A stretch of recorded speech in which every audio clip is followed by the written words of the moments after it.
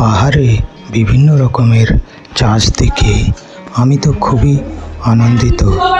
উৎসাহের সঙ্গে জিজ্ঞেস করলাম যে এই চাষগুলিকে কী চাষ বলে। ওরা বলল এগুলিকে পাহাড়ি ভাষায় বলা হয় ঝুম চাষ।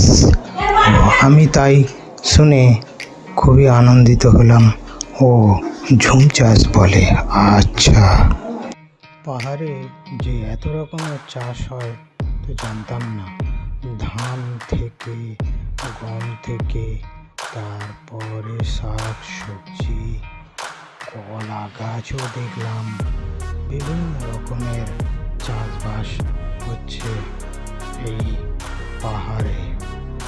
তো চলো ওই দূরে দেখা যায় কলা গাছ, ও তারপরে দেখছি পালং শাক, বিভিন্ন রকমের পালং শাক আছে, পাহাড়ি শাক আছে, পাহাড়ি মূলো আছে, পাহাড়ি শসা, অনেক রকমের চাষ।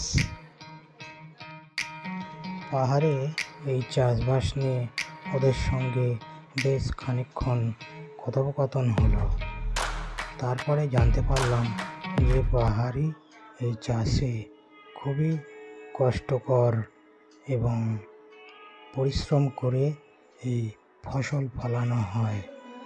এই ফসল ফলিয়ে আমরা পাহাড়ে বিভিন্ন গ্রামে গ্রামে পৌঁছে দিই এবং যারা দর্শকরা আসেন তাদেরকেও দেখাই, এবং পাহাড়ে কিছু হোটেল আছে সেখানেও আমরা এইগুলি বিক্রি করি ও বাজারে রপ্তানি করি।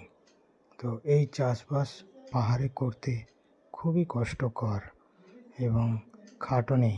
সমতলে যেরকম চাষবাসে অতটা খাটনি হয় না, কিন্তু পাহাড়ের চড়াই পথে চাষবাস করা খুবই কষ্টকর, সেটাই